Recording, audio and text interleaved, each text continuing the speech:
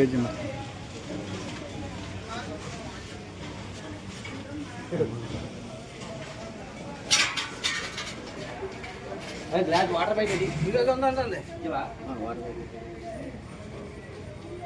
కాసేపట్లో భోజనం కార్యక్రమం స్టార్ట్ అవుతాయి.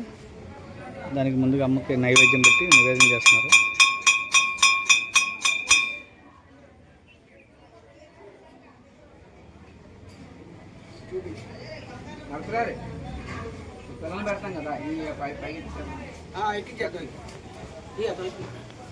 ఎంతమంది పెడతారండి పిల్లలకి?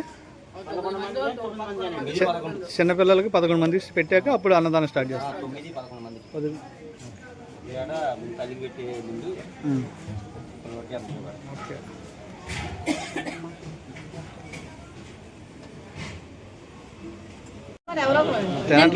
కసరకూడదు, కోపంగా పడకూడదు. 11 మందికి పోయినది.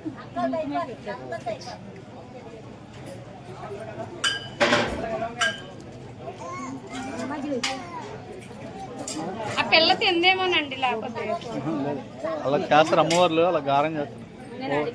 చాలా ఓపికగా పెట్టాలండి, కసరకూడదు. మళ్ళీ మొదటి కాంచి అన్ని అడుగుతారు.